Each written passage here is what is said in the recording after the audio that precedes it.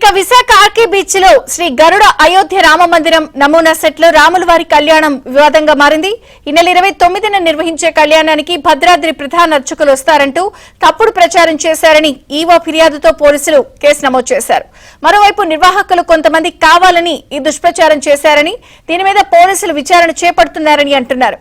అయోధ్య రామ మందిరం సెట్ నమూనాలో కళ్యాణం వివాదంపై మరింత సమాచారం మా ప్రతినిధి నాయుడు విశాఖ నుంచి అందిస్తారు. నాయుడు,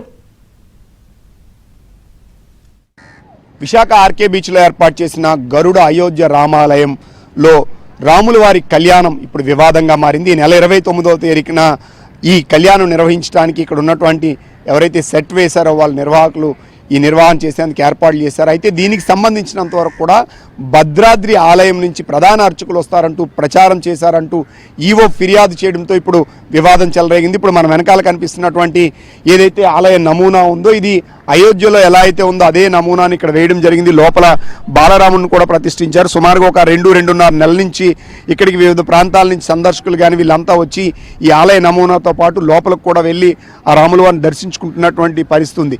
అయితే ఈ నెల 29వ తారీఖున రాముల వారి కళ్యాణం ఇదే వేదికలో నిర్వహించేందుకు ఇక్కడ ఉన్నటువంటి నిర్వాహకులు ఏర్పాటు చేశారు. అందుకు టికెట్ ధర కూడా 2,999 రూపాయలుగా ఏర్పాటు చేయడం, దాన్ని ధర నిర్ణయించారనేది ఒక ప్రచారం జరుగుతుంది. దీనికి తోడు ఇక్కడికి వచ్చేటువంటి ఎవరైతే అర్చకులు ఉన్నారో వాళ్ళు ప్రధాన అర్చకులు భద్రాద్రి ఆలయం నుంచి వస్తారని కూడా నిర్వాహకులు ప్రచారం చేశారంటూ ఈవో రమాదేవి ఇక్కడ ఉన్నటువంటి పోలీస్ అధికారులకు, జిల్లా కలెక్టర్కు, 3 టౌన్ పోలీస్ స్టేషన్కు ఫిర్యాదు చేయడంతో నిన్న నిర్వాహకులకి నోటీసులు ఇవ్వడం జరిగింది. వాళ్ళు పిలవడం జరిగింది. వాళ్ళ మీద కేసు కూడా నమోదు చేసినటువంటి పరిస్థితి అయితే మనకు కనిపిస్తుంది. అయితే ఇక్కడ ఉన్నటువంటి నిర్వాహకులు ఈరోజు ఒక మీడియా సమావేశం కూడా ఏర్పాటు చేయడం జరిగింది. ఆ మీడియా సమావేశంలో ప్రధానంగా ఈ ఆలయ నమూనా వేసినటువంటి వాళ్ళు చెప్పిన దాని ప్రకారం మేము స్వామివారికి సంబంధించిన కళ్యాణం చేయడానికి మేము ఏర్పాట్లు చేసుకున్నాము. అయితే కొంతమంది గిట్టని వాళ్ళు మా మీద తప్పుడు ప్రచారం చేస్తున్నారు. మేము భద్రాచలం నుంచి ఎవరైతే ఉన్నారో ఆ అర్చకులు ఇక్కడికి వస్తారు, వాళ్ళ ఆధ్వర్యంలో నిర్వహిస్తామని మాత్రమే మేము చెప్పాము.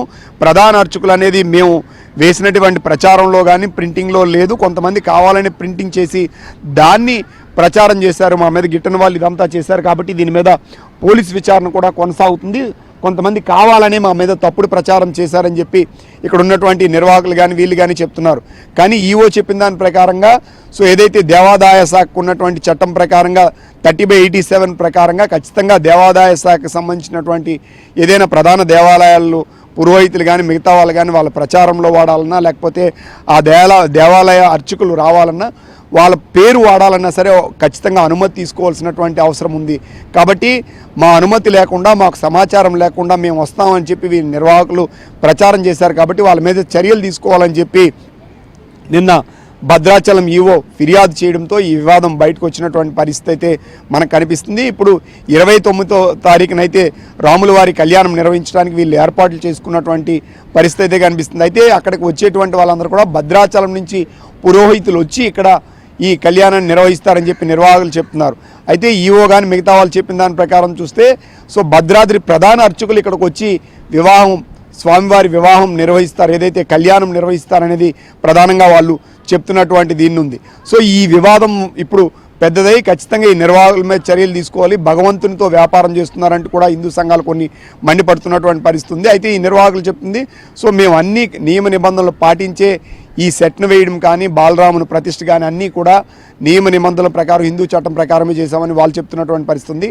కానీ హిందూ సంఘాలు భగవంతుడిని కూడా ఒక వస్తువు రూపంలో వ్యాపారంగా చేస్తున్నారు. కాబట్టి అసలు దీన్ని పూర్తిగా తొలగించాలని మరికొందరు చెప్తున్నటువంటి పరిస్థితి అయితే మనకి కనిపిస్తుంది. వీడియో జర్నలిస్టు సంతోష్తో నాయుడు, విశాఖపట్నం నుండి.